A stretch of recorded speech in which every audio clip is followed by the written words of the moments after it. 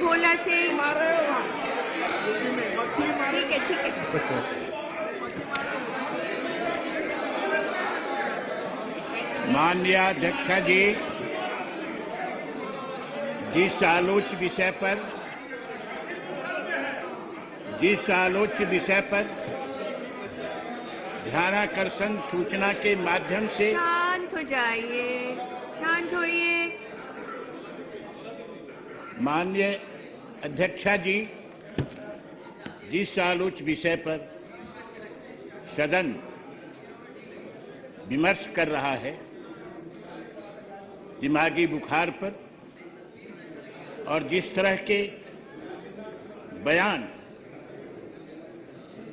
देश के स्वास्थ्य मंत्री ने दिया है, वह विडंबना से भरा हुआ है। अध्यक्षा जी, मुझे बड़ी पीड़ा हो रही है। आप स्वयं साहित्य से अभिरुचि रखती है। प्रेमचंद जी ने कफन नामक उपन्यास में जिस तरह से बुधिया का चित्र खींचा है और जिस तरह से गोबर ने और उसके बेटे और पति ने, बुधिया गर्भवती है, छटपटा रही है, उसका पति घूरा में आलू पका रहा है, बेटा भी बैठा है, पति भी बैठा है घूरा के बगल में, और बुधिया चिल्ला रही है दर्द से।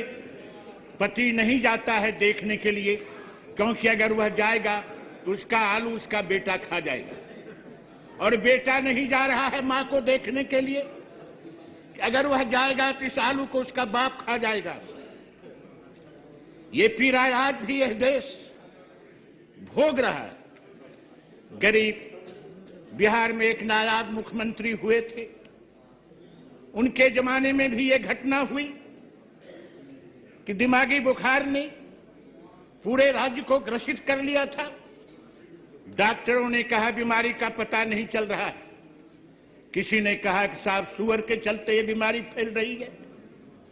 उस नायाब मुख्यमंत्री ने आदेश दिया, तमाम सुअर पकड़ लिए जाएं, थाने में बंद कर दिए जाएं। 18 डीएसपी बहाल हुए उस काम को करने के लिए। तमाम सुअर थाने में बंद कर दिए गए और अपराधी थाने से कस्टडी से निकाल दिए गए, वो मार दिए गए।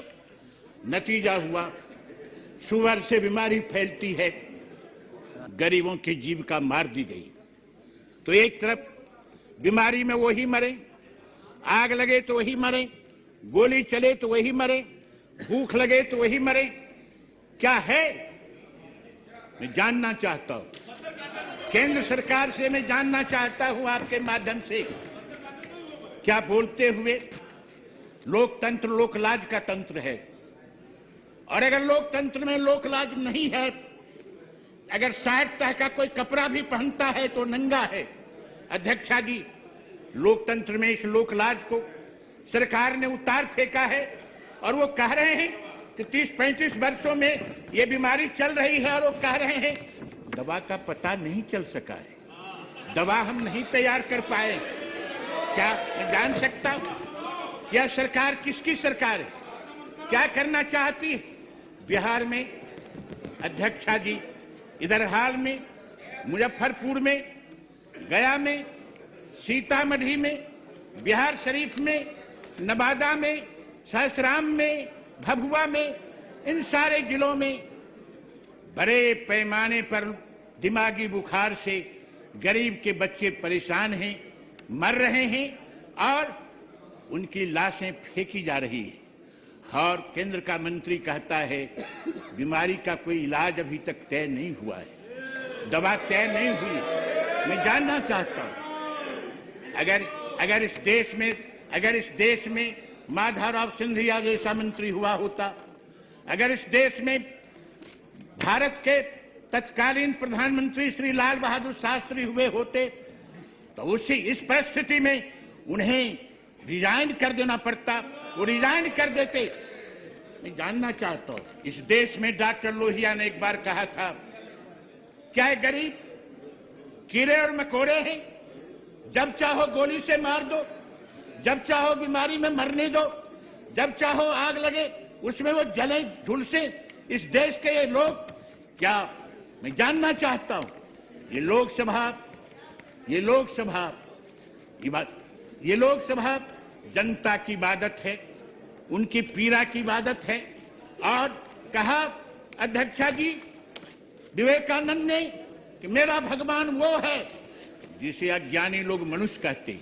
मैं आपके माध्यम से सरकार से पूछना चाहता हूं कि जिस तरह से बिहार में आपने ही बिहार शरीफ नालंदा में जाकर के एक इंस्टीट्यूट की स्थापना की थी, आयुर्वेदिक इंस्टीट्यूट की, मुख्यमंत्री गए थे, आप भी गए थे, और उसके माध्यम से इलाज चल रहा था।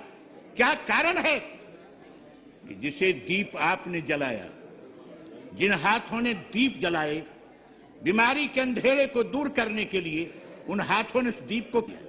हम जानना चाहते हैं आपसे, क्या आप कहना चाहते हैं, इस सदन को क्या कहना चाहते हैं? इसीलिए अध्यक्षा जी, मैं आपके माध्यम से कहना चाहता हूं कि स्वास्थ्य परिवार कल्याण मंत्रालय के अधीन गठित स्वायत्त शासी निकाय जवाहरलाल नेहरू भारतीय चिकित्सा इंडो हेम्योपैथी अनुसंधान भवन के द्वारा नालंदा में 4 स्थानों पर आई विजन सेंटर की स्थापना हुई थी, आपके हाथों हुई थी।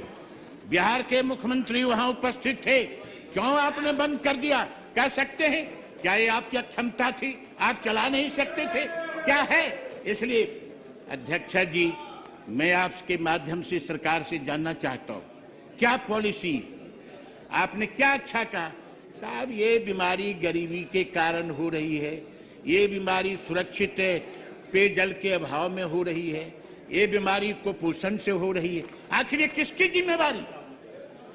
जिम्मेवारी है? इसलिए सरकार ऐसे मामले में फेल हुई है। और हम आदरणीय आदित्यनाथ जी ने जो सरकार से प्रश्न उठाया है, हम चाहते हैं न केवल ये उत्तर प्रदेश का मामला है, न पूर्वी उत्तर प्रदेश का मामला है, ये संपूर्ण भारत के जो जीवन है, जो जीवन पद्धति है, जो सामाजिक स्थिति है, वह परिस्थिति है। इसलिए एक राष्ट्रीय नीति निर्धारित की जाए और संपूर्ण देश में, जिसमें संपूर्ण देश के आधार पर एक नीति तैयार करके, व्यवस्था करके, और हो सके अध्यक्षा जी आप एक बैठक बुलाएं, माननीय मंत्री को भी बुलाएं, विरोधी दल के नेताओं को भी बुलाएं, अब बैठ करके इस गंभीर स्थिति पर विचार विमर्श करके और विचार विमर्श की रोशनी में तत्काल कदम उठाए जाएं। मैं इन्हीं शब्दों के साथ आपके माध्यम से अपनी बात को सदन में रखना चाहता हूं। धन्यवाद।